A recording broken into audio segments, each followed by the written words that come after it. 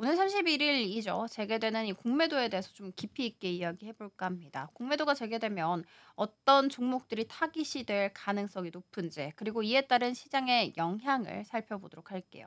자, 먼저 공매도라는 것은 무엇일까요? 공매도는 보유하지 않은 주식을 빌려서 매도를 한 다음에 주가가 하락을 했을 때 더 낮은 가격으로 다시 매수를 해서 차익을 얻는 투자 방식이라고 보시면 됩니다. 그래서 공매도가 늘어난다라는 것은요, 그만큼 해당 종목의 주가 하락을 예상하는 투자자가 많다는 것이죠. 자, 하지만 이 공매도는 단순히 주가 하락을 유도하는 것이 아니라 시장의 유동성을 높이고 비정상적으로 상승한 주가를 조정하는 그런 긍정적인 기능도 갖고 있습니다. 최근 시장에서는 공매도의 선행 지표라고 볼 수 있는 대차 잔액이 급증하고 있다고 합니다. 여기에서 대차 잔액이라는 것은 투자자가 주식을 빌려놓고 아직 상환하지 않은 상태를 의미합니다. KB증권에 따르면요. 에코프로비엠, 포스코퓨처엠, LNF와 같은 이런 2차 전지 관련 종목들의 대차 잔액 비중이 10%를 넘어섰다고 합니다.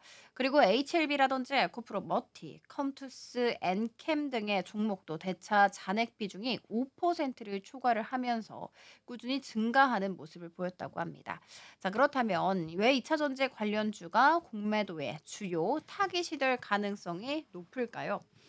일단 지난해 2차 전지 업종은 급격한 주가 상승을 경험을 했었습니다. 하지만 올해 들어서 주가는 큰 폭으로 좀 조정을 받고 있고 그리고 기업들의 실적 전망도 악화되고 있습니다. 예를 들어서 에코프로 BM의 올 1분기 영업이익은 전년 동기 대비해서 무려 93% 급감할 것이라고 예상되고 있고요. 이 포스코 퓨처엠과 삼성 SDI도 적자 전환할 가능성이 높다고 합니다.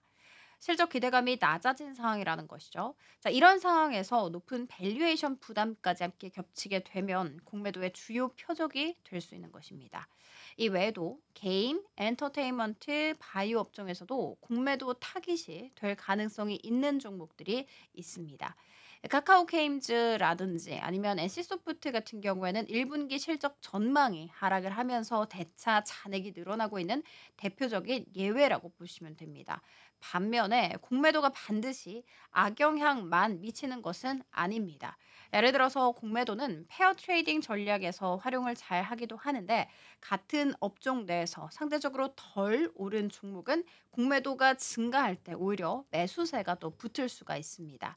자, 한편 한국예탁결제원의 자료에 한번 따라 보자면 공매도 재개를 앞두고 전체 대차 거래 잔고가 13억 6,369만 주로 한 달 전보다도 19.2% 증가했다고 합니다.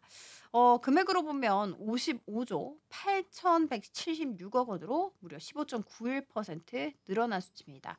특히 SK하이닉스 반도체 쪽 한미반도체 그리고 하나오션, KG 모빌리티, 포스코 퓨처엠 등의 대차 거래 잔고가 급증하면서 공매도 가능성이 높은 종목으로 주목받고 있습니다. 하지만 과거 사례를 보면 공매도가 항상 주가 하락을 유도하는 것은 아닙니다. 특히 공매도가 과도하게 몰리게 되면 숏키즈 현상이 또 발생할 수 있습니다. 여기서 숏키즈라는 것은 공매도 투자자들이 주식을 빌려서 매도를 했지만 예상과 달리 주가가 상승하면서 손실을 보게 되어서 주식을 급하게 다시 매수하는 현상을 의미를 합니다. 이런 상황이 발생하면 오히려 주가가 급등을 할 수가 있죠. 지난해 2차 전지 업종에서 비슷한 일이 벌어졌던 사례가 있었습니다. 전문가들은 공매도 재개가 시장 전체에 미치는 영향은 일시적일 것이라고 보고 있습니다. 과거 공매도 재개 후 3개월 정도 변동성이 커졌다가 그 이후부터는 좀 안정화를 되찾아가는 경향을 보였기 때문입니다. 따라서 단기적인 변동성에 좀 휩쓸리기보다는 장기적인 투자 전략을 세우는 것이 중요하다고 보고 있어요. 자, 그러면 공매도 재개를 앞두고 투자자들은 어떻게 전략을 취해야 할까요? 먼저 대차 잔액이 급증한 종목 중에서 실적 전망이 악화된 종목에 대해서는 신중한 접근이 필요할 것으로 전해지고 있습니다. 하지만 펀더멘털이 좀 탄탄하면서 장기 성장할 가능성이 있는 종목이라면 공매도 압력이 좀 발생을 한다고 해도 저가 매수 기회로 활용을 할 수가 있습니다.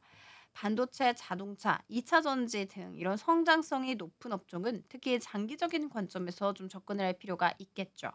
결론적으로 이번 공매도 재개를 앞두고 시장이 출렁일 가능성은 있지만 공매도는 단순히 부정적인 요소가 아니라 이 시장의 균형을 맞추는 역할을 한다는 점도 함께 이해하시는 것이 중요합니다.